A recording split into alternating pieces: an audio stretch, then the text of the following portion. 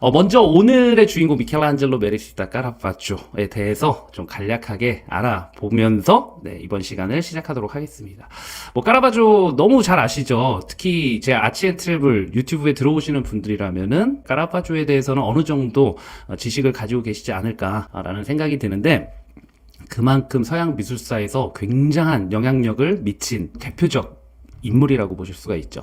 17세기 초반에 굉장히 많은 컬렉터들이 이 까라파조의 그림을 사기 위해서 경쟁을 하기도 했었고, 그리고 또 자신의 스타일을 수많은 예술가들에게 유행을 시키면서 유럽 전역에다가 엄청난 돌풍을 일으켰었던 17세기 단연코 최고의 정말 락스타와 같은 그런 인물이 바로 미켈란젤로 메리시 다 까라파조. 아마도 이 정도는 다 알고 계실 겁니다.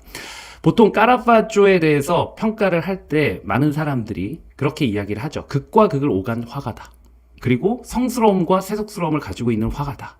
그리고 어둠과 빛을 동시에 지닌 화가라고 많이들 언급을 하고 계시는데, 아마도 그래서 극과 극을 오가니까 더 치명적인 매력을 뿜어내고 있는 그런 예술가가 아닌가, 또 그런 평가를 받기도 하는 예술가라고 보실 수가 있죠.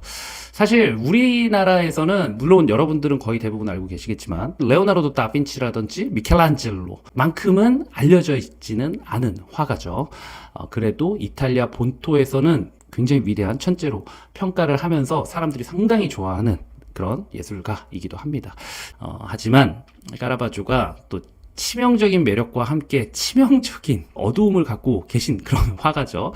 누구보다 강한 신앙심을 가지고 있었고, 그리고 성스러운 삶을 추구했었지만 워낙 타고난 그 폭력성과 광기로 결국에는 살인까지 저지르고 여기저기 전전하면서 도망을 다니다가 결국 객사하고 역사의 뒤안길로 사라져버린 비운의 화가라고도 많이 알려져 있습니다. 그래서 워낙 인생 스토리가 상당히 드라마틱하죠. 그리고 작품들도 굉장히 강렬하기 때문에 왠지 더 크게 매력적으로 다가오는 그런 화가로 인기가 굉장히 많습니다. 자, 그래서 오늘 그 까라파조에 대해서 본격적으로 그 발자취를 따라가면서 알아보도록 하겠습니다. 그리스도의 체포라는 작품인데 이번 전시에 오는 주요 작품 중에 하나입니다.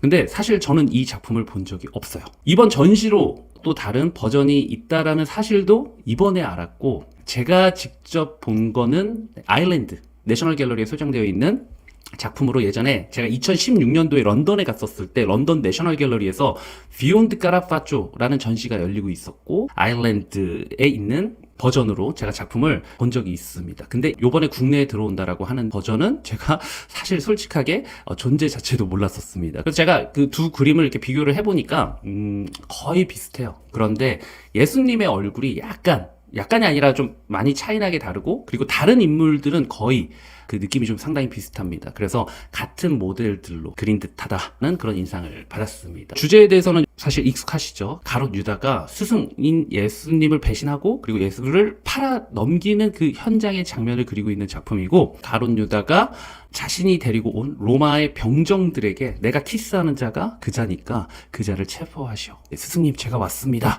굉장히 가증스럽게 이렇게 말하면서 이제 키스를 할 때 병정들이 순간에 확 들이닥치는 장면을 그린 굉장히 긴박한 상황의 순간을 그린 작품이라고 보실 수가 있습니다. 그래서 순간도 상당히 생생하게 그 느낌이 잘 전달이 되고 있고, 긴박한 그런 느낌이 또 긴장감과 같은 그런 드라마틱한 표현들이 그림 안에 아주 잘 담겨져 있기 때문에 매력적으로 우리에게 다가오는 그런 작품이라고 보실 수가 있죠.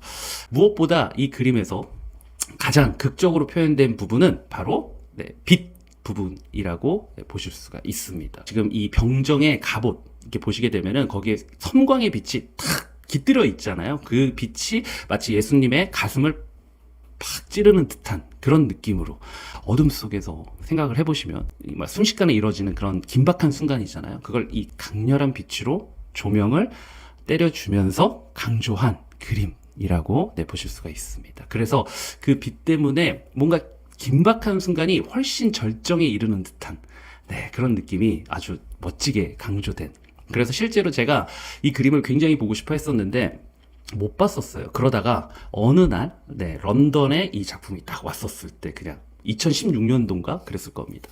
그때 보고 굉장히 감동했었던 그런 기억이 나는 제게는 아주 뭐랄까요 추억의 작품이라고 보실 수가 있고요. 그리고 이 작품은 또 다른 버전의 그리스도의 체포다. 그리고 국내에 이번에 들어왔으니까 전시장에 가셔서 꼭 한번 관람해 보시는 것을 제가 추천드리고 싶습니다. 어쨌든 그런 이 섬광의 표현, 이런 표현들이 정말 많은 예술가들에게 영감을 주고요. 그리고 막 이런 스타일을 추구하게끔 만든 까라파조의 아주 강력한 예술적 특징이라고 보실 수가 있는데, 그런 빛들을 통해서 마치 누아르 영화의 한 장면처럼 연출된 그런 느낌이 있는 상당히 멋진 작품이라고 보실 수가 있습니다. 자, 그러면 다음 작품 바로 이어서 관람해 보시도록 하겠습니다. 자, 이거 작품이 아니고 사진이네요. 제가 이제 까라바조에 대해서 설명을 할 때 늘 언급하는 영화 감독이죠. 바로 마틴 스콜세이지. 현대 영화계, 특히 누아르 영화에 있어서 대부라고 불리고 있는 인물이라고 보실 수가 있는데, 이 마틴 스콜세이지가 까라바조에 대해서 언급한 인터뷰가 있습니다. 그 인터뷰에서 자신의 작품 속에 녹아있는 빛이나 컬러, 그리고 인물들의 시선이라든지 사실주의적인 표현들은 많은 부분 까라파조에게 영향을 받았다고 직접 언급을 합니다. 그렇게 얘기하면서 또 삭막하지만 뭔가 힘이 넘치고 강한, 그리고 단호한 빛, 거기에 강하고 산만한 표정 등은 정말 모든 연출자들이 꿈에 그리고 내가 추구해 왔었던 방식이라고 그렇게 이야기를 합니다. 그리고 또 뭐라고 얘기하냐면, 의심할 여지 없이 만약에 까라바조가 현대시대에 태어났다면 위대한 영화 감독이 되었을 것이다 라고까지 이야기를 합니다. 그러니까 마틴 스콜세이지와 같은 이런 연출가가 보기에 까라바조는 진짜 타고난 대단한 어떤 연출하는 능력을 가지고 있는 화가라는 그런 의미로 아마도 인터뷰에서 그렇게 이야기를 했을 겁니다. 그래서 마틴 스콜세이지가 이야기하는 부분은 까라파조가 가지고 있는, 까라파조를 대변하는 가장 큰 예술적 특징들이라고 보실 수가 있고, 또 이 마틴 스콜세이지가 굉장히 멋진 말을 남겼는데 그런 이야기를 해요. 영화나 연극 무대의 주인공은 배우가 아니라 조명이다 라는 말을 남긴 적도 있습니다. 그래서 까라파조는 그런 조명이라는 개념, 물론 그 시대에 전기 같은 것은 없었겠지만 어두운 실내에다가 구멍을 뚫고 태양이 뜨거운 이탈리아니까 광선 같은 걸 만들어서 그런 조명과 같은 개념을 이미 400년 전에 이해하고 있었고, 그것을 활용하고 있었던 정말 앞선 예술가, 혁신적인 예술가였었다라는 의미로 마틴 스콜세이지가 그와 같은 이야기를 했다고 보실 수가 있죠. 이 작품은 의심하는 도마라는 작품이고요. 그리고 제가 보여드리는 버전은요, 독일 포츠담에 있는 미술관에 전시가 되어 있는 버전이라고 보시면 됩니다. 그래서 이 그림 같은 경우는 이거 굉장히 또 유명한 주제라고 보실 수가 있는데, 예수님의 제자죠. 부활해서 나타나신 예수님, 옆구리에다가 손가락을 딱 넣어서 진짜 예수님 맞는지 확인하고 있는 장면을 그린 작품이라고 보시면 됩니다. 근데 이 그림에서는 빛과 어둠 말고도 굉장히 중요한 까라바조 예술적 특징이 드러나는 작품이라고 보실 수가 있는데, 제자들의 얼굴이나 그리고 그 옷에 요 틀어진 부분 같은 것들 있죠. 요런 그 특징들, 이게 또 까라파조의 작품에서 아주 중요한 포인트인 사실주의를 엿볼 수 있는 부분이라고 보시면 되겠습니다. 그래서 제자들 얼굴도 과거에 그렇게 화려하게 성스럽게 그렸었던 표현들을 버리고 진짜 우리 옆집에서 볼 수 있는 노인들의 모습으로 그림을 그리고 있다라는 거, 진짜 예수의 부활을 믿지 못하는 진짜 사람의 모습으로 등장인물들을 아주 리얼하게 표현했다라는 것. 손도 보시게 되면은요, 심지어 손톱에 때까지 끼어 있다. 예수님의 그 얼굴 표정도 보시게 되면은 뭔가 좀 살짝 아파하는 듯한 그런 느낌이죠. 갑자기 막 상처를 후비고 있으니까 좀 살살 만져 라고 마치 예수님이 부탁을 한 것 같은 그런 표정도 굉장히 리얼 그 자체다 라고 보실 수가 있습니다. 보통 과거에 우리가 작품들 보시게 되면은 성인들이라든지 그리고 또 예수님의 모습에서 빛나는 후광 같은 것들, 그런 것들을 많이 그려 넣었었거든요. 근데 까라바조는 그런 것들도 다 지워버리죠. 거기에 인공적인 빛 집어넣고, 그리고 굉장히 리얼한 그 시대 본인이 살아가고 있었던 그 로마의 슬럼가 안에 술집이라든지 여관, 그런 데서 흔히 볼 수 있는 사람들로 모델로 하고 있다라는 것. 평범한 뒷골목을 담아낸. 그러니까 이 까라파초는 완전한 리얼리스트라고 보실 수가 있는데 이런 직설적이고 사실적인 표현은 훗날 19세기 프랑스의 크루베와 같은 화가들이 등장하기 전까지는 거의 상상할 수도 없던 표현 방식이었었다는 것이 또 굉장히 중요합니다.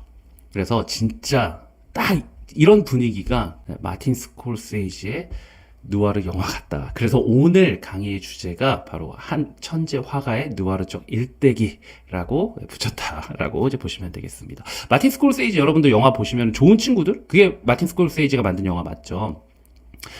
그 영화들 보시게 되면은 뉴욕의 뒷골목 양아치들의 삶을 진짜 리얼하게 담아내잖아요. 그러니까 까라바조는 그림을 진짜 그렇게 리얼하게 그 당시에 그림을 그렸었다라는 거. 이게 당시에는 그 어느 곳에서도 찾아볼 수 없었던 아주 혁신적인 방식이었었다라는 것이 상당히 중요한 점입니다. 그래서 마틴 스콜세이지가 아마도 지금 시대에 까라바조가 태어났다면 위대한 영화 감독이 되었을 것이다 라는 말을 한 것일 것이다 라는 것이 또 제 생각입니다. 자, 그래서 까라바조의 제가 대표적인 예술적 특징에 대해서 간단하게 정리를 해드렸고요. 그러면 이제부터는 까라바조의 삶과 예술 그리고 작품들에 대해서 좀 더 알아보도록 하겠습니다. 먼저 까라바조는 1571년도 밀라노 근처에서 태어난 것으로 알려져 있습니다. 그리고 플레임, 본명은 미켈란젤로 메리시 다 까라바조. 이름이 미켈란젤로 같죠. 르네상스 시대 거장 미켈란젤로와 같은 이름이죠. 여기서 메리시가 붙고 그리고 다 까라바조가 붙는다라고 보실 수가 있는데 그 메리시는요 패밀리 네임이라고 합니다. 그리고 다 까라바조 다는 이제 from이라는 뜻을 가지고 있기 때문에 까라바조 마을 출신이라는 의미를 가지고 있어요. 그래서 일반적으로 까라바조라고 부르고 있다고 보시면 됩니다. 그래서 이 까라바조가 밀라노에서 흑사병을 피하기 위해서 가족들과 함께 인근 마을인 까라바조로 이주를 하고요. 그 까라바조에서 어린 시절을 보냈다고 합니다. 그리고 까라바조가 전염병이 돌던 그 시기에 아버지와 할아버지를 다 잃어요. 그리고 굉장히 힘든 유년 시절을 보내게 되는데 장남으로 어머니와 동생을 부양하기 위해서 일자리를 찾아서 다시 밀라노로 들어왔었다고 합니다. 자연스럽게 굉장히 고생을 좀 많이 한 것 같고요. 그런 좀 현실적 어려움이 르네상스 예술이 선호하는 이상화된 표현들과 같은 것들을 멀리하게 되고 그리고 그림을 좀 더 리얼하게 묘사하도록 하는데 어느 정도 영향을 미치지 않았을까. 물론 그 유년 시절에 대해서 알려진 바는 많이 없지만 그냥 그런 전반적인 상황을 고려했었을 때 까라바조에게 뭔가의 좀 트라우마라든지 그리고 또 그런 강한 성정 같은 것들을 드러내게끔 한 것이 그런 유년 시절도 분명히 좀 영향이 있었을 것 같다는 생각을 하게 됩니다. 심리적으로 좀 불안정하고 그런 시기를 보냈었고 그 과정에서 굉장히 자기 파괴적이고 폭력적인 성향 그런 행동의 원인이 좀 된 것 같다는 저만의 뇌피셜이라고 보시면 되겠습니다. 어쨌든 재능도 있었던 것 같고요. 그래서 13세부터 밀라노로 다시 들어간 상태에서 시모네 페테르자노라는 화가의 공방에서 도제 생활을 하면서 화가의 길에 들어서게 되었다고 보시면 되겠습니다. 자, 요 분은요 시모네 페테르자노 방금 언급한 인물 까라바조의 그러니까 초기 시기에 영향력을 미친 스승이라고 볼 수 있는 인물이라고 보실 수가 있죠. 근데 이 시모네 페테르자노도 그래도 나름대로 밀라노에서 주목을 많이 받는 화가 중에 한 명이었었다라고 합니다. 물론 이제 당시에 북부 지역 거장들, 그러니까 티치아노라든지 그런 예술가들만큼의 평가를 받은 것은 아니었었지만 나름대로 티치아노 밑에서 본인이 훈련을 받았다고 스스로 많이 주장하고 다니셨었대요. 그래서 실제로 어느 정도 실력도 굉장히 좀 뛰어난 그런 분이셨었고 옆에 보이는 그림 십자가에 내려진 예수 그리스도 그리고 또 애도하고 있는 인물들을 그린 작품 지금 왼편에 보이는 작품도 바로 이 시모네 페테르자노가 그렸다. 빛과 어둠을 조절해서 그림을 입체감을 표현하는 그런 방식들은 시모네 페테르자노와 같은 그 스승님 또는 그 선대 예술가들의 작품들을 보면서 아마도 자신의 실력을 갈고 닦으며 화가의 길에 들어섰을 것이다고 보시면 되겠죠. 그리고 그 사이에서 아버지가 일했었던 귀족 가문이었었던 콜론나 가문이 까라바조를 눈여겨봤었고 까라바조를 후원을 하게 됩니다. 그리고 까라파초는 그 이후에 지금 앞에 보이는 로마로 아마 그 콜론나 가문에 좀 도움이 있지 않았을까 추측을 하고요. 로마로 입성을 하게 된다. 여기 지금 앞에는 로마에서 가장 아름다운 광장이라고 불리우는 바로 나보나 광장입니다. 까라파초가 어느 날 이 나보나 광장 뒷골목에서 탁 등장을 하게 된 거죠. 사실 까라파초의 어린 시절에 대한 기록이 그렇게 많이 남아 있지는 않아요. 그렇지만 이제 1591년도 어느 날 여기 나보나 광장 쪽에 까라파초가 나타나게 되는데, 당시 그 17세기에 이노체니우스 10세라는 분이, 그러니까 교황님이 등장을 하시게 되면서 지금 현재 아름다운 모습으로 리모델링 하기 전까지는 여기가 완전히 그 양아치들의 속을, 사기꾼들, 폭력배들, 매춘부들이 막 득실득실하던 그 로마의 뒷골목, 그러니까 완전 슬럼가였었다라고 보시면 됩니다. 여기에 까라파초가 딱 등장을 한 거죠. 시기적으로 어머니도 돌아가시고 물려받은 유산도 다 이미 탕진해버린 상태였었기 때문에 굉장히 힘든 초반에 로마 시기를 좀 보냈을 것이다 라고 추측을 하고 있고, 사실 이때 로마가 또 과거에 신성 로마 제국의 황제였었던 까를 5세 1527년도에 한번 로마 그 약탈을 한번 당하게 되는데, 그 이유였었기 때문에 로마가 사회적으로나 경제적으로 좀 어려움에 있었던 그런 상황이었었다. 거기에 또 특히나 슬럼가였었으니까 빈곤, 범죄, 무질서가 만연하고 까라파초는 그 사이에서 그 사람들과 뒤섞여서 살아갔었다라는 것. 제가 이 이야기를 드리는 이유는 그 까라파초의 그림의 환경에서 많은 부분 영향을 받게 됩니다. 그런 점들을 한번 까라파초의 그림들에서 한번 찾아보도록 하겠습니다. 자, 이 작품은 포춘텔러, 점술가라는 작품이죠. 그리고 여인은 집시 여인이죠. 그리고 점술가이기도 하고, 그 점술가가 지금 남성의 손을 잡고 있죠. 그래서 젊은이의 손금을 봐주는 척 하면서 지금 뭐 하고 있죠? 샤샥. 반지를 샤샥하고 있는 장면을 그린 작품이라고 보시면 됩니다. 요 그림이 1594년에서 5년쯤 그려진 걸로 나오더라고요. 그러니까 51년도, 52년도에 까라파초가 로마에 들어왔으니까 본격적으로 로마에 딱 뿌리를 내리던 시기에 그린 초기 20대 초반의 작품이라고 보시면 됩니다. 그래서 까라파초가 로마로 딱 들어왔고요. 그리고 그 뒷골목에서 이런 불황자들 있죠.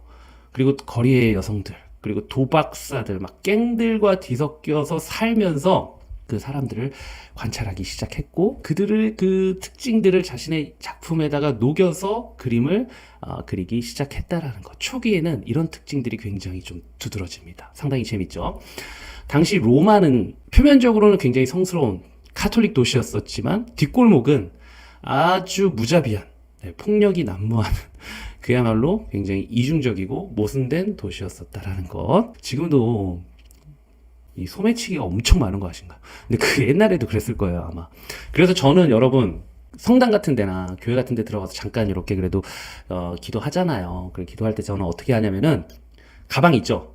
가방을 앞에다 이렇게 하고 딱 이렇게 하고 이러고 기도합니다. 기도하는 동안에 털릴까 봐. 어쨌든 중요한 것은 그런 되게 이중적인 그런 모순적인 도시였었다라는 것. 성스럽기도 하면서 그 안에 온갖 범죄가 매일같이 일어나던 그런 다이내믹한 도시였었다. 그래서 한쪽에서는 기도를 하고 한쪽에서는 사람들을 속이고 샤샥하고, 까라파초는 이 시기에 그 뒷골목을 매일같이 배회하는 거예요. 그러면서 그 리얼한 삶의 현장 속으로 들어가서 그 모든 사람들의 모습들을 관찰합니다. 그리고 그걸 그림으로 그린 거죠.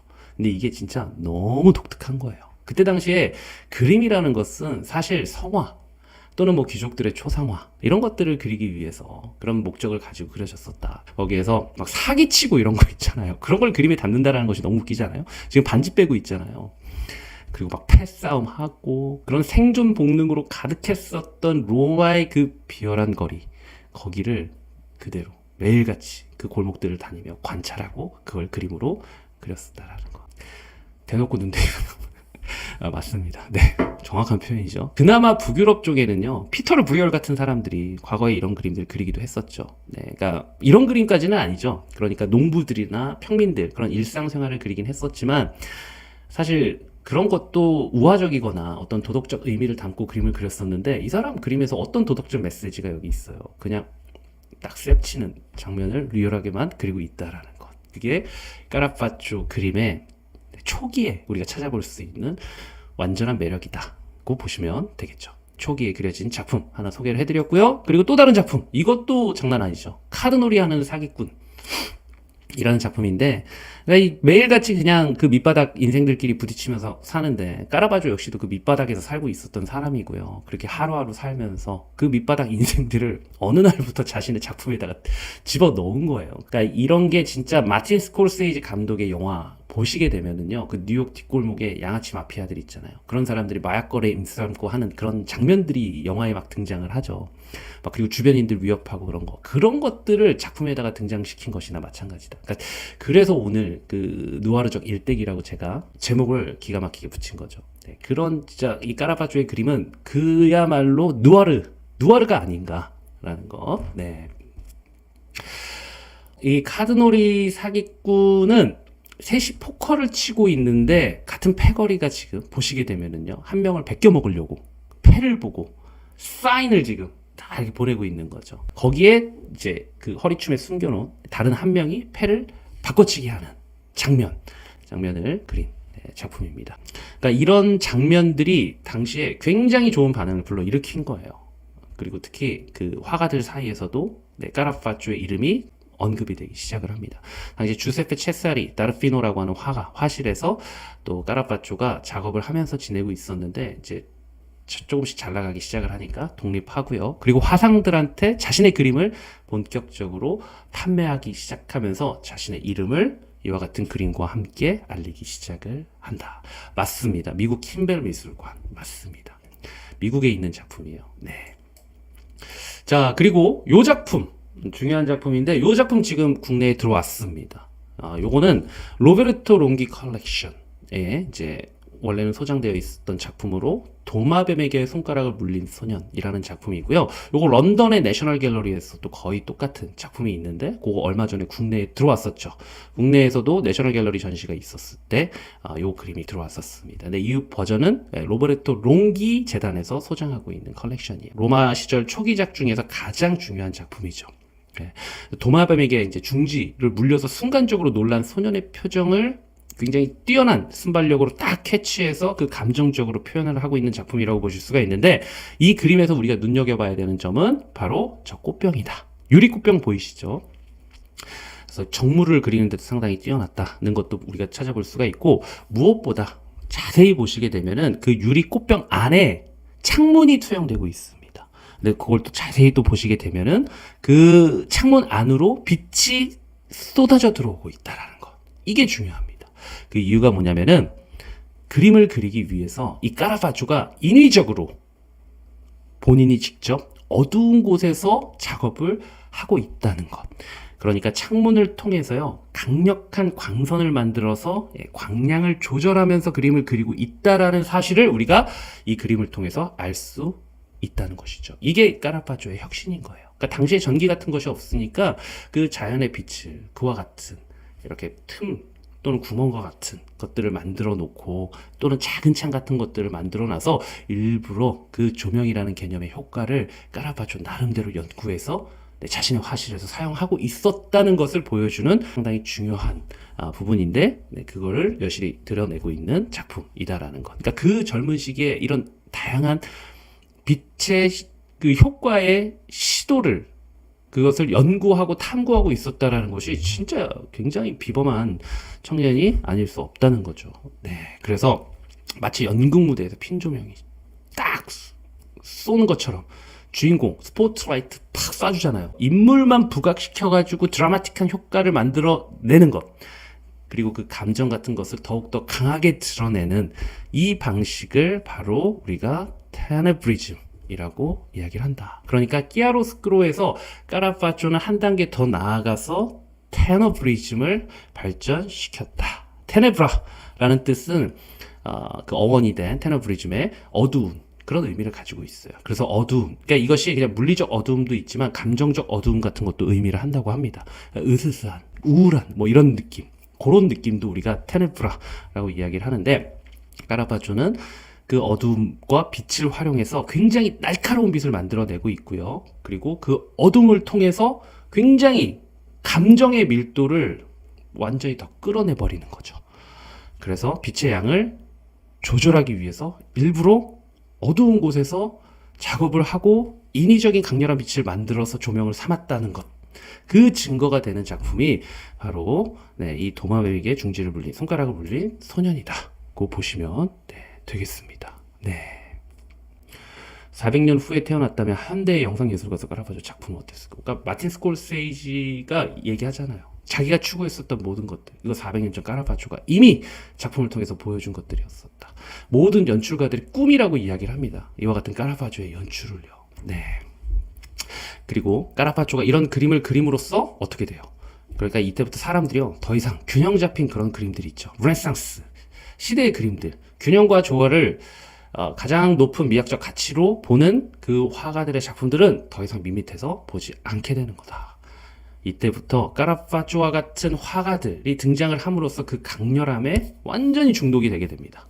그리고 훗날에 이 기법을 추종하는 그런 예술가들이 생기게 되는데, 렘브란트도 상당수 까라바조의 그 표현 방식에서 영향을, 이제 직접적인 것보다는 간접적으로 이제 그 까라바조의 화풍이 그 플랑드르 쪽 이쪽에서도 굉장히 유행하게 되면서 400년 후에 마틴 스콜세이지와 같은 사람들에게도 영향을 미쳤다라는 것. 그래서 이 사람이 17세기에 진짜 위대한 그 회화의 시대를 완전히 빡 열어 제꼈다라는 평가를 받는다. 라는 것이 중요한 포인트입니다. 그러니까 그냥 이 사람이 그림을 그린 그런 예술가가 아니라는 거야. 그러니까 대단한 혁신적인 예술, 적인 그 아이디어가 있었던 그 아이디어를 가지고 그림을 그렸다라는 거예요. 그러니까 마치 그 혁신은요, 피카소가 큐비즘을 만들어낸 것이나, 마티스가 포비즘을 만들어낸 것보다도 이상해. 그런 정말 대단한 그 시대를 열어 제낀 것이다. 그런 혁신을 보여준 것이다 라고 저는 개인적으로 한때 열심히 생각해서 까라바조를 상당히 좋아했었죠. 네. 자, 어쨌든 자, 까라바조의 나르키소스라는 작품입니다. 이 작품도 너무 매력적이에요. 방금 그런 포춘텔러부터 시작해서 여러 그런 그림들, 그리고 도마뱀 소년 이런 작품들 그리고 또 뒤이어서 이런 그림들을 그리는데 당연히 인기가 많을 수밖에 없는 거죠. 이게 당시의 사람들에게도 뭔가 처음 보는 듯한 그런 매력을 막 뿜뿜 전달을 해주지 않았을까.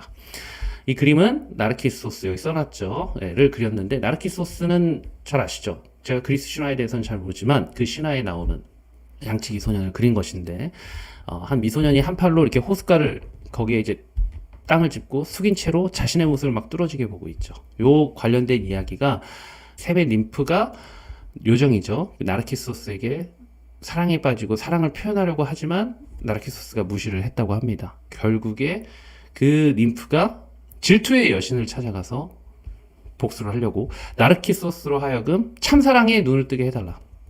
그리고 눈을 뜨자마자 그 사랑이 즉시 깨지도록 해달라고 부탁을 했다라고 합니다. 그래서 샘에 딱 갔다가 물에 비친 자신의 모습에 완전히 사랑에 이 나르키소스가 빠지고요. 그리고 결국에는 이게 자기 얼굴이잖아요.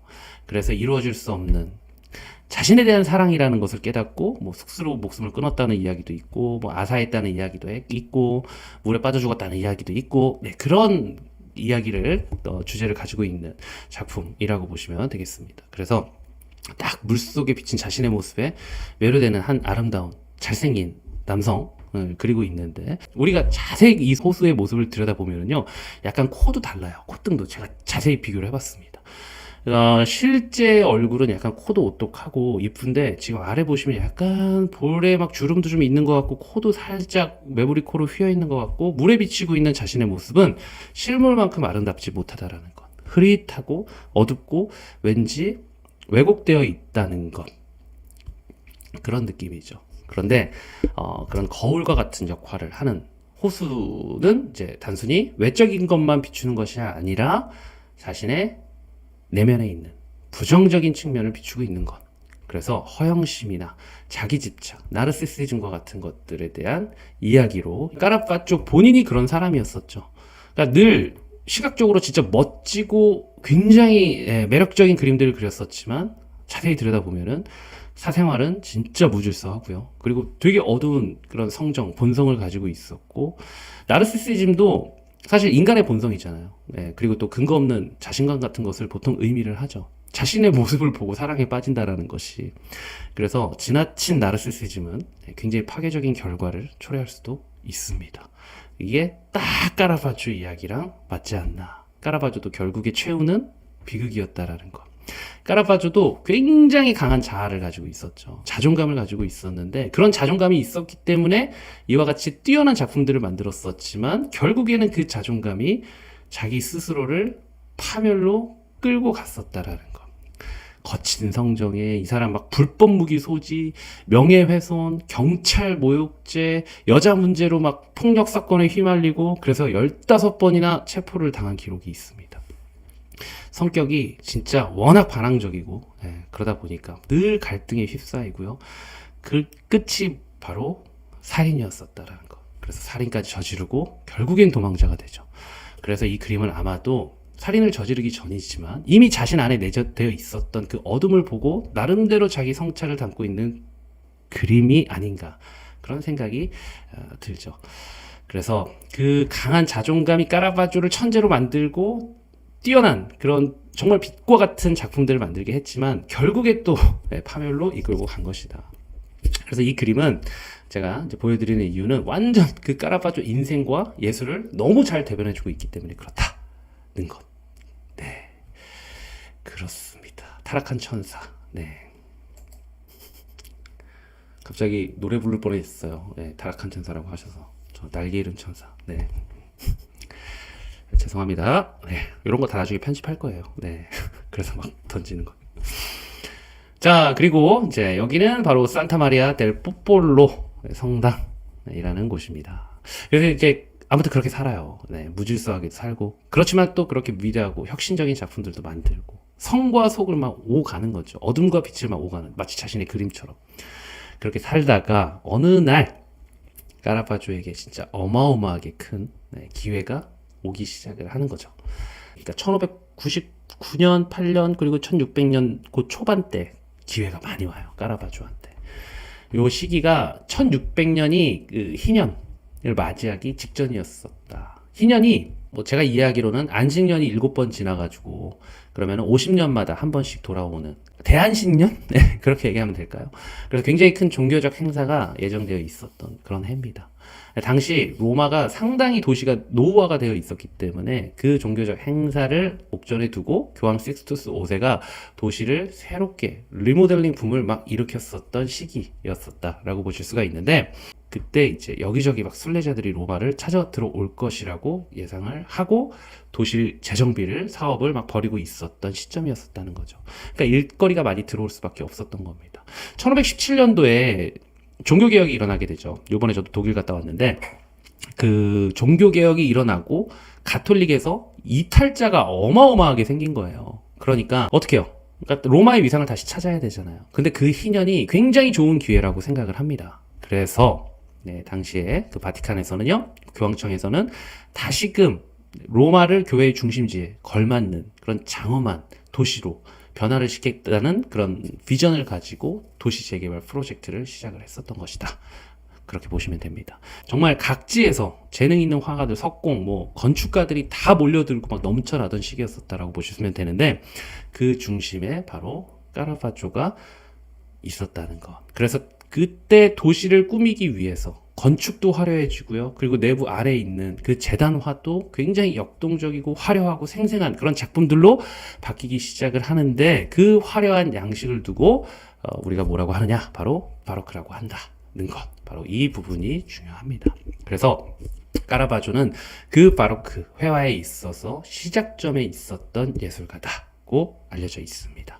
그래서 까라바조가 그 시기에 바로 지금 앞에 보이는 산타마리아 델 뽀폴로라고 하는 성당입니다. 이 성당 안을 장식할 두 점의 작품을 의뢰를 받게 되는데 그게 바로 아까 누가 얘기하셨죠? 좋아하신다고 베드로의 십자가형 그리고 바울의 개종 그 두 작품을 의뢰를 받습니다. 이제 교회 그림을 그리기 시작했죠.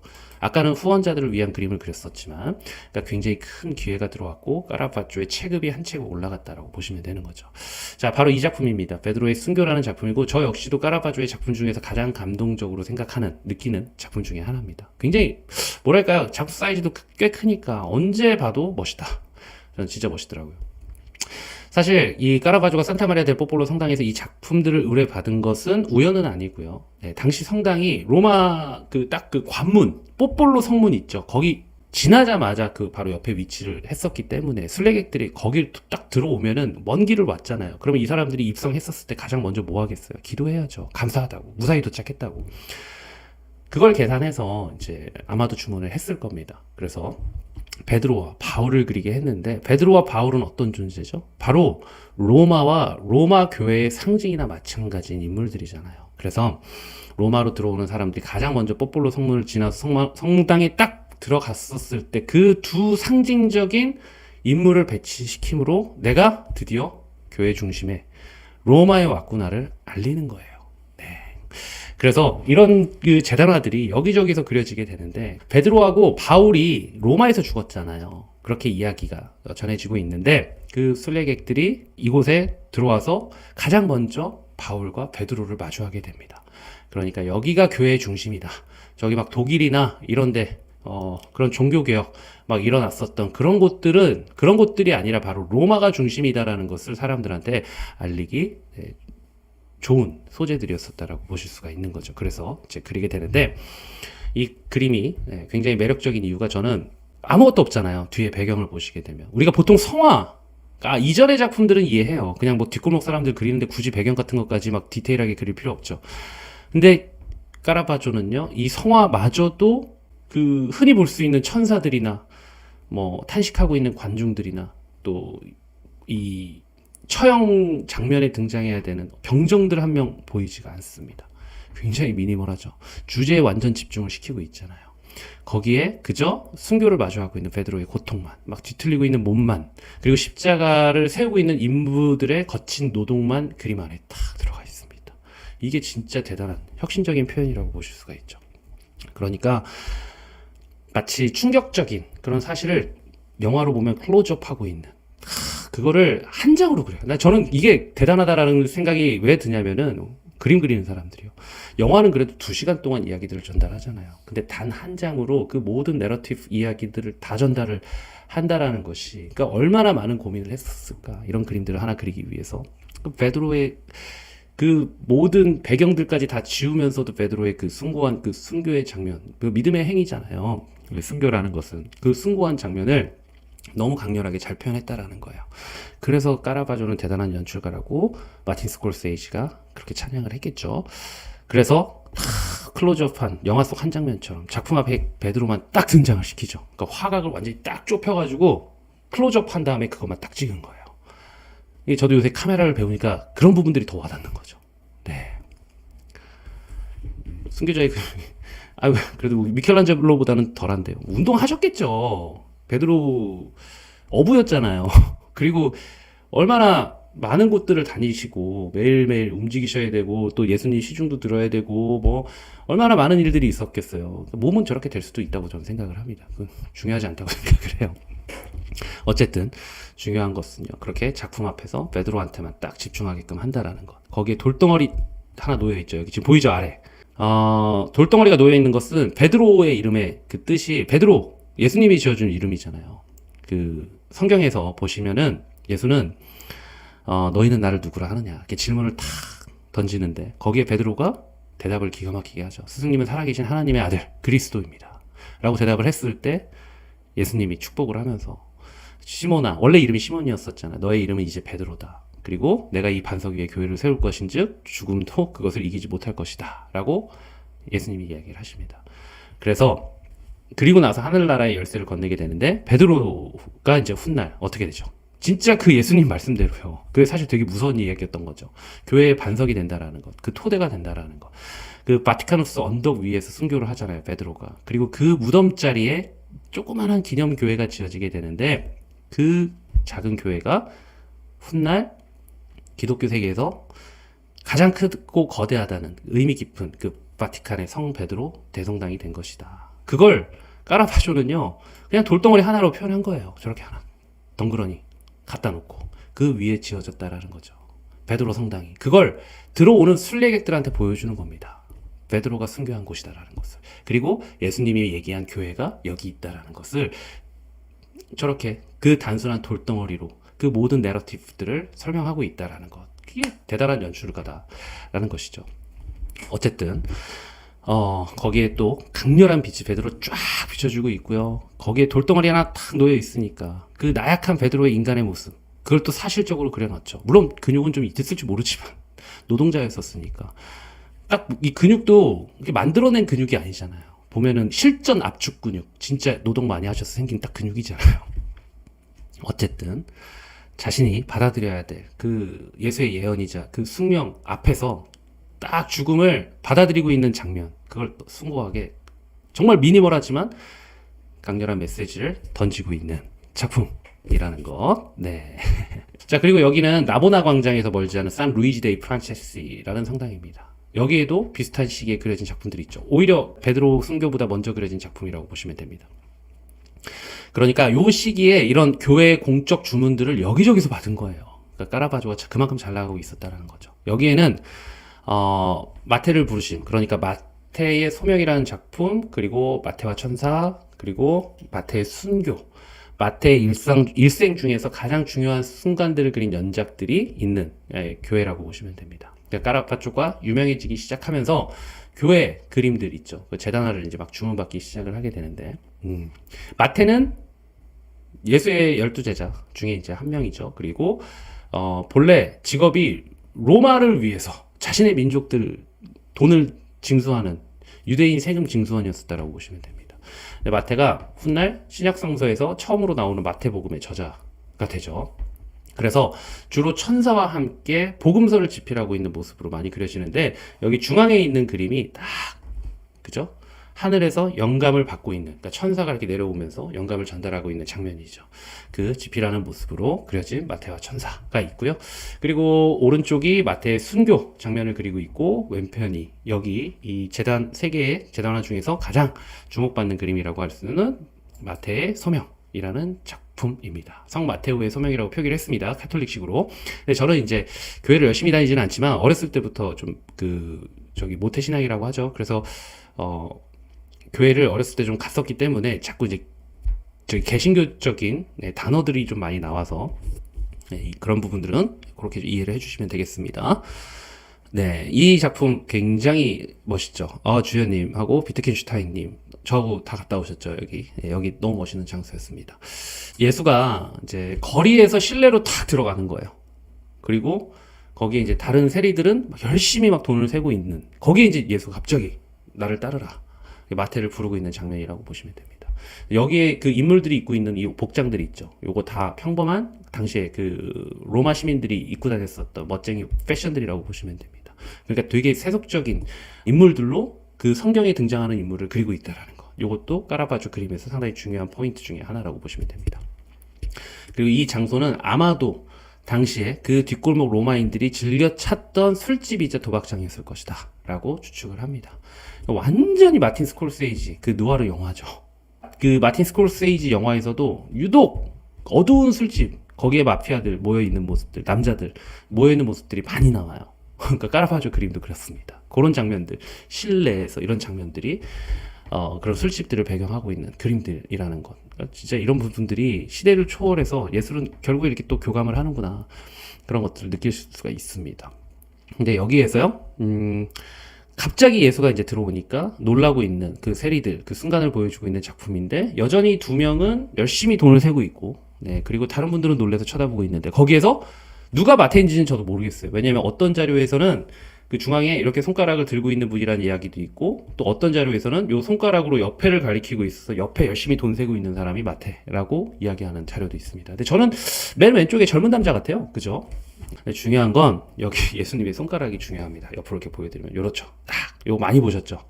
이게 그 천지창조에서 아담과 하나님의 그 손가락이 딱 연상되게 되는데, 실제로 까라바조는 르네상스 시대 그 예술가였었던, 그러니까 한 세대 앞에 있었던 미켈란젤로를 왜 이렇게 의식했는지 모르겠는데, 아무튼 그 마태는 도덕적으로 흠결이 굉장히 많은 그런 인간이죠. 그런데 그런 자를 예수가 제자로 딱 삼았다는 것. 그런데 까라바조도 잘 보면은요, 역시나 굉장히 철저하게 세속적인 삶을 살았었던 인물입니다. 하지만 항상 되게 신앙에 심취해 있었던 그런 인물이기도 해요. 그래서 까라바조는 늘 저 저 멀리에 존재하는 것과 같은 그런 인물들 있죠. 그렇게 과거에는 그려져 왔어요. 그런 그 성인들, 그런 존재들 있죠. 그런 성스러운 이야기들을 우리가 사는 지상으로 끌어내린 사람이라는 거. 성경의 이야기도 사람 살았었던 그 시대의 이야기다라는 것을 그림을 통해서 이와 같이 늘 보여주고 있다는 것도 상당히 중요합니다. 머나먼 성경의 이야기를 완전히 리얼리티로 만든 것이다 라고 보시면 되겠죠. 그런데 까라바조의 그런 부분이 결국에는 발목을 잡게 돼요. 로마에서 승승장구하지만 안타깝게도 그렇게 오래가지 않습니다. 곧 나락으로 떨어지게 되는데 사람은 항상 잘 나갈 때 겸손하고 조심해야 된다라는 거. 네, 그렇죠. 명언이죠. 불변의 진리고요.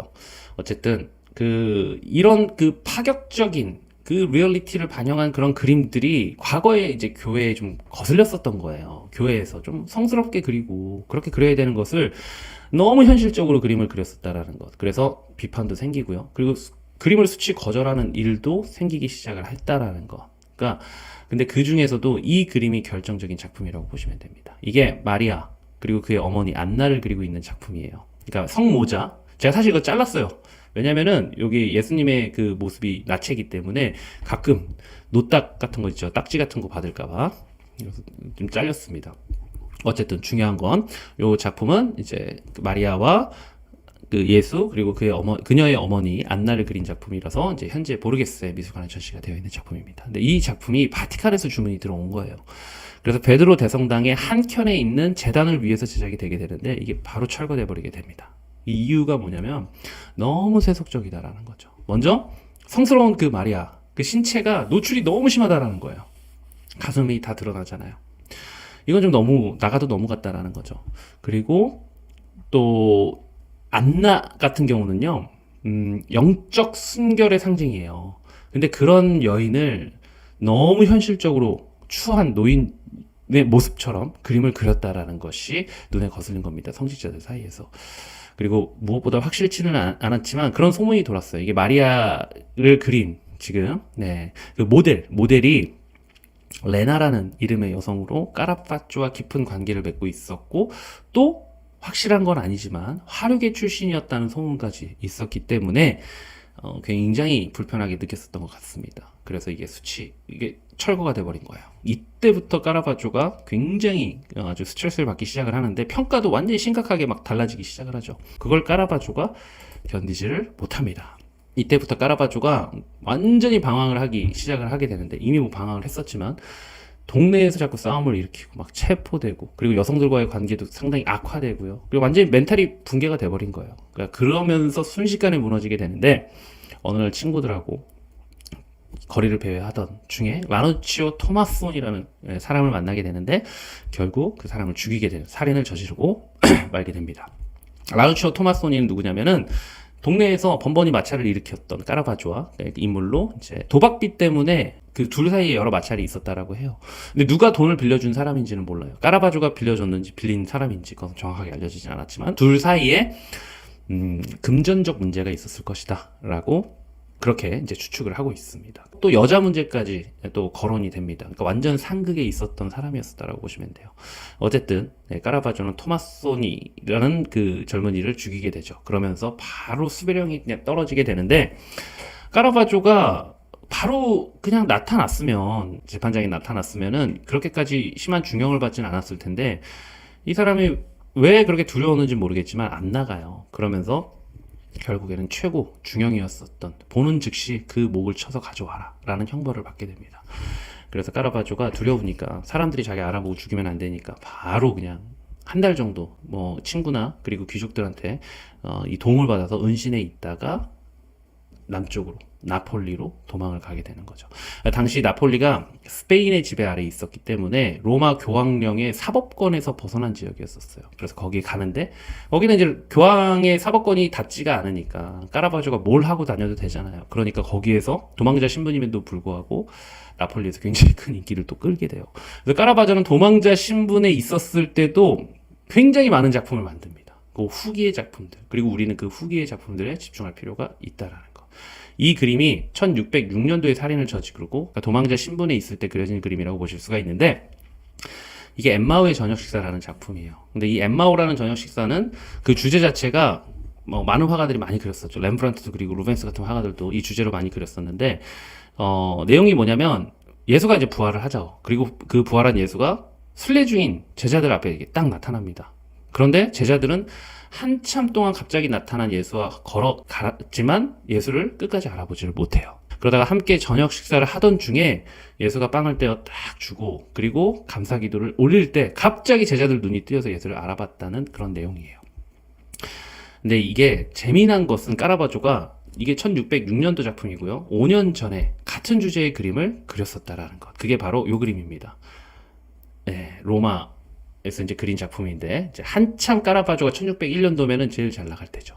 그 시기에 그린 작품으로 현재 런던의 내셔널 갤러리에 소장이 되어 있습니다. 근데 여기에도 같은 주제예요. 엠마오의 저녁 식사. 그런데도 불구하고 그림의 분위기가 완전히 달라지는 거죠. 우선 식탁부터가 엄청 풍성하잖아요. 그리고 예수님이 심지어 통통하십니다. 약간 다이어트 하셔야 될 정도로 볼이 막 빵빵하세요. 그러니까 굉장히 편안해 보이는 그런 느낌이죠.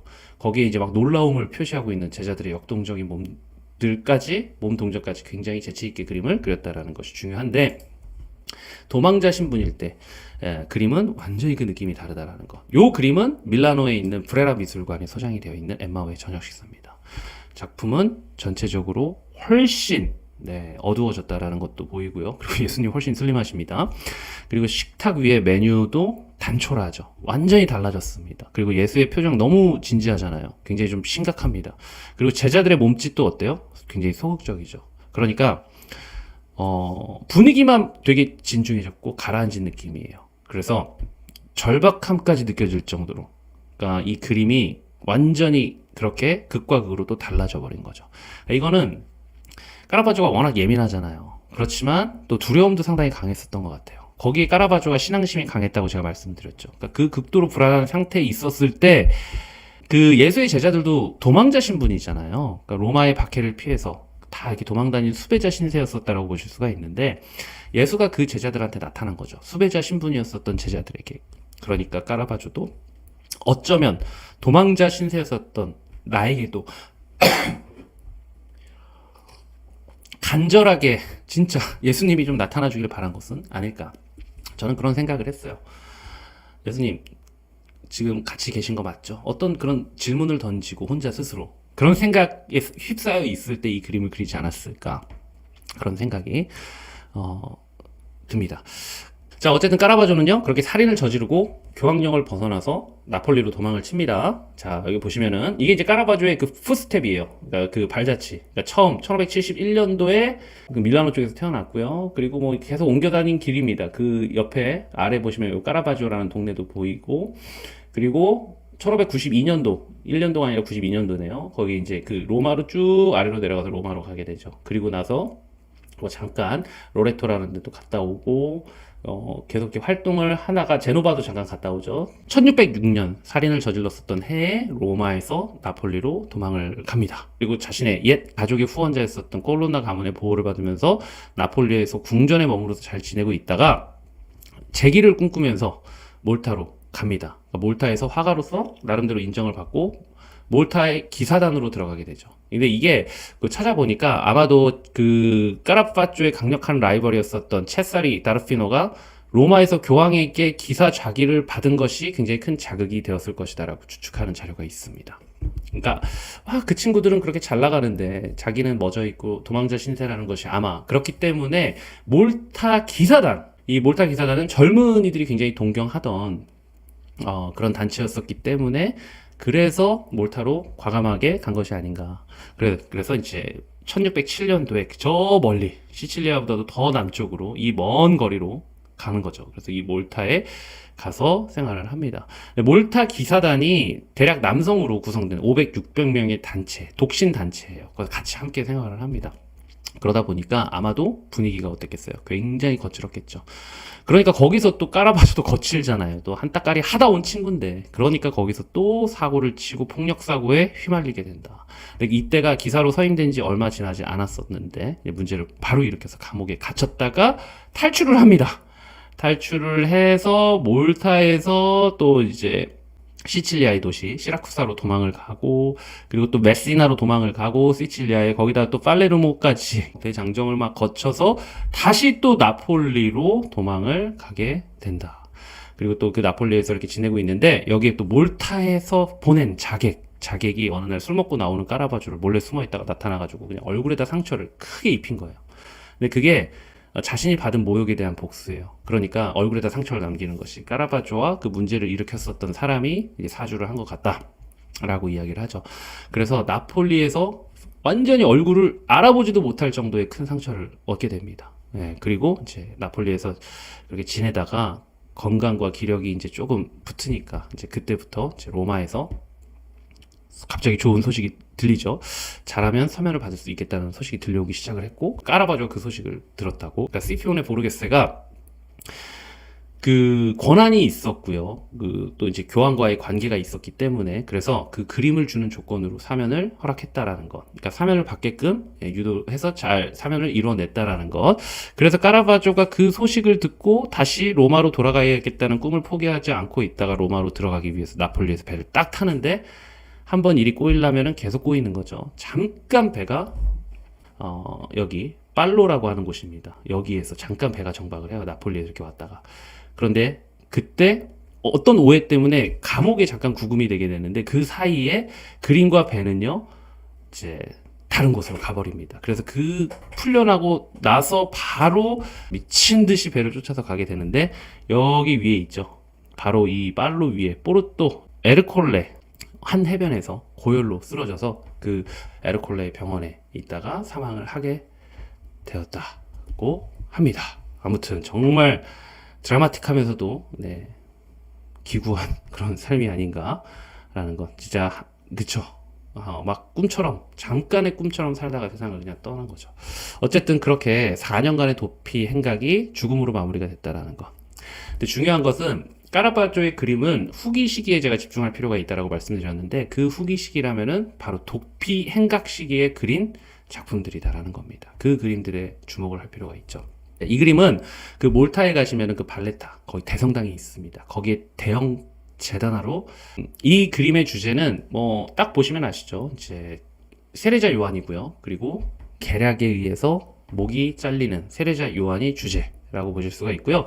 사형 집행인이 마지막으로 단검을 꺼내서 목을 자르려고, 참수를 하려고 하는 그 순간이 묘사가 되어 있다. 근데 여기서 진짜 더 잔인하고 무서운 건 뭐냐면은, 다음 형벌을 기다리고 있는 사람들이 그 모습을 지켜보고 있다라는 거. 이거 너무 잔인하죠. 진짜 대단한 연출입니다. 그러니까 막 극도의 긴장감을 이런 식으로 더 발산을 시키는 거죠. 그리고 중요한 게, 여기 지금 아래 보시면 거의 안 보이는데, 여기 지금 이 세례자 요한의 피로 자신의 이름을 씁니다. 굉장히 상징적인 표현이에요. 자기의 이름을 피로 그렸다라는 것. 그렇잖아요. 이걸 가지고 우리가 어떻게, 어떤 마음으로 그 자신의 이름을 집어넣었을까 생각을 해보면, 아마 저는 그런 생각이 들어요. 까라바조가 살인에 대한 막 그 쓸 수 없는 그 죄에 대한 죄책감, 현실에 대한 괴로움, 두려움, 그리고 과거 행동에 대한 죄책감 같은 것들, 그런 모든 그 혼란의 심리가 이 그림 안에 들어가서 성찰로 반영이 된 것이다. 되게 자기 고백적인 그림이라고 저는 생각이 듭니다. 자, 그리고 이것도 성세례 요한의 머리를 받는 살로메라는 작품이죠. 같은 주제죠. 이 시점이 막 몰타 기사단에서는 막 자객 보내고 있고, 그리고 막 공격 당해가지고 자기 얼굴 알아보지도 못할 정도로 심각한 상처를 입고 막 그랬었던 상태예요. 여러분들 그 심정이 어땠을까? 내가 왜 이렇게 살아야 되지? 막 이런 생각도 했겠죠. 내가 왜 죄를 저질러서 후회도 했을 테고, 막 자괴감도 빠지고, 막 충격도 있고, 막 자기 얼굴 막 피질질 흘리면서 얼굴을 못 알아볼 정도였었다라고 하니까. 그리고 이때는 자객들이 또 자기 잡으러 올까봐 두려워서요. 자기 죽이려고 하는 사람들이 너무 많잖아요. 그러니까 신발도 벗지 못하고 그냥 잤대요. 칼차고 신발 신고 잤대요. 언제든지 런칠 수 있게, 도망갈 수 있게. 이때부터는 아무도 사람도 못 믿고 사람들과의 모든 접촉도 다 끊어버린 그런 상태였었습니다. 그때 그림 작업에만 매달려요, 이 사람이. 이때 도망자 시기에 은근히 그림들 많이 그립니다. 그래서 여러 그림들을 그리는데 유독 참수 장면들을 많이 그려요. 물론 이제 참수되는 장면은 까라바조가 트레이드마크, 라고 할 수 있을 정도로 많이 그렸어요. 그런데 화가로 활동하는 그 시기에도 많이 그렸지만 이 도망자 시기 신분에는 유독 많이 그린 것 같다. 저는 개인적으로는 생각이 듭니다. 참수라는 게 심판, 형벌, 죽음 이런 상징들을 다 담고 있잖아요. 어쩌면 매일같이 회개하는 걸 수도 있고요. 그런 여러 복잡한 심리가 이 그림 안에 다 들어가 있죠. 되게 표현적이고요. 되게 성찰적이고요. 되게 심오하고요. 그리고 되게 복잡하죠. 이런 복잡함마저도, 복잡한 신경마저도 매력으로 다 온다라는 거예요. 거기에 빛과 어둠은 늘 등장하고 있고, 강하게. 이 후기의 작품들이 가장 강렬하죠. 지금 성경 이야기를 전달한다기보단 죽음의 의미를 씌우고 있잖아요. 그리고 여기다 노파 얼굴 좀 보십시오. 그 모습을 바라보고 있는 얼굴을 묵상하고 있는 모습으로 넣어요. 그러니까 죄와 죽음 사이에 대해서 아주 너무나도 깊은 성찰을 하는 듯한 분위기를 연출을 하고 있다는 것, 자신의 심정을 그린 것이 아닐까 그런 생각이. 네. 이 골리앗의 머리를 들고 있는 다윗인데요. 이 그림은 보르게스의 미술관에 소장이 되어 있는 작품입니다. 이 그림이 보통 마지막 작품으로 알려져 있는데 마지막 작품은 아닐 거예요. 아마도. 그래도 이 작품이 상징적인 작품이죠. 왜냐면 까라바조가 로마에서 사면을 받을 수 있을 것 같다는 희망적 메시지를 받았거나, 제가 정확하진 않다고 말씀드렸어요. 또는 이미 받고 어떤 사례의 의미로 그린 작품이라고 보시면 돼요. 사례라기보다는 뭔가 반성문? 우선 이 그림을 스cipione 보르게스라는 사람이 사면을 조건으로 이제 요구를 했었고, 까라바조에게. 그래서 까라바조가 이 그림을 들고 갑니다. 로마로. 근데 사실 실제로 그 까라바조가 살인을 막 저질렀었을 때, 그때 그냥 바로 법정에 나타났으면은요, 3년 간의 로마에서의 그 추방령만 선고될 예정이었었다라고 합니다. 그래서 마침 이 시점으로도 도망친 지 3년이 지났잖아요. 그리고 또 후원자 스cipione 보르게스가 막 사면을 해주기 위해서 교황을 설득한다라는 소식 듣고 있었고, 또는 사면을 받았다라는 그 소식을 들었을 수도 있고, 그래서 이 그림을 들고 스cipione 보르게스에게 이제 가기 위해서 로마로 돌아가는 배 이제 탔는데, 이제 잠깐 그 정박한 사이에 배는 떠나고 그걸 찾기 위해서 미친 듯이 달려가다가 결국에는 과로사라고도 이야기하고요. 말라리아일 것이다, 또는 납중독일 것이다. 다양한 그런 추측들이 있습니다. 그런 사인으로 세상을 떠났다라고 알려져 있습니다. 자, 이 그림에서 보면은요, 요 다윗, 젊은 다윗이 골리앗의 머리를 들고 있죠. 자기 전쟁에서 승리했다라는 거죠. 싸움에서. 그 잘린 골리앗의 머리에 자신의 얼굴을 투영을 하고 있고, 또는 어떤 그 자료에서는 젊었던 시기에 자신의 모습을 다윗을 집어넣고, 그리고 현재의 자신의 모습을 골리앗으로 그려 넣었다라는 이야기도 있어요. 그래서 패배한 자신의 모습을, 결국에 자신의 모습이죠, 씁쓸하게 바라보는 모습으로 그렸을 것이라고 추정을 하기도 합니다. 어쨌든 요 다윗 그 손에 들린 칼 보시면은 HASOS라는 약어가 들어있어요. 새겨져 있습니다. 아주 작게 칼에 그렇게 써 있는 것이, 이게 해석하면 라틴어 구절, 요거를 약어를 풀어서 설명을 하면 겸손은 교만을 죽인다는 말의 줄임말이라고 해요. 그렇게 해석이 된다고 합니다. 어쨌든 겸손은 교만을 죽인다. 이게 무슨 의미일까? 그래서 이 그림을 보시게 되면 다윗의 얼굴도요, 승리자의 기쁨이 아니죠. 그러니까 슬픔, 연민 이런 것들에 막 섞여서 복잡한 감정이 섞여 있는 것처럼 보입니다. 그래서 교만을 이긴다라는 거, 겸손이, 결국에는 이제 모든 부분에 그 자신의 죄에 대해서 그것을 인정하고 사죄하고 회개한다. 어떤 뭐 그런 의미가 담겨져 있을까요? 아마도 평생 자신이 가지고 있었던 폭력적이고 파괴적인 타고난 성정에 대한 그런 성찰을 담고 그린 것 같다. 그리고 자신의 사면을 허락할 권한이 있었던 스cipione 보르게스에게 보내는 어떤 개인적인 호소일 수도 있고, 그런 다양한 복잡한 심경이 담겨져 있는, 까라바조만이 알겠죠, 그런 작품이라고 보시면 됩니다. 어쨌든 이 그림은 보르게스에 있어요. 그런데 또 다른 유사한 작품이 존재를 했다고 합니다. 저는 몰랐어요. 근데 그 유사한 작품이 이번 전시에 또 왔다고 해요. 요거랑 똑같은 작품인데 약간 그림의 그 모습이 좀 다릅니다. 근데 그게 프라이빗 컬렉션이라고 합니다. 그래서 그 이미지를 못 구하겠더라고요. 없더라고요. 프라이빗 컬렉션이기 때문에 그런 것 같은데, 어쨌든 까라바조가 그린 또 다른 버전이라면 굉장한 가치가 있는 작품이겠죠. 네. 그래서 한번 직접 여러분들이 가셔서 감상해 보시면 어떨까 추천을 드립니다.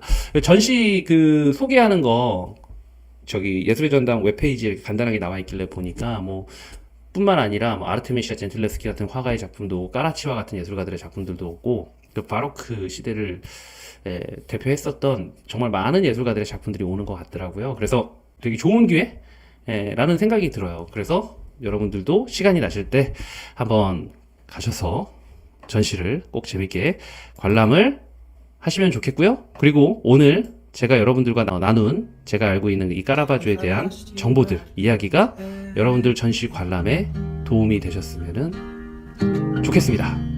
여러분, 오늘 준비한 내용은 여기까지고요.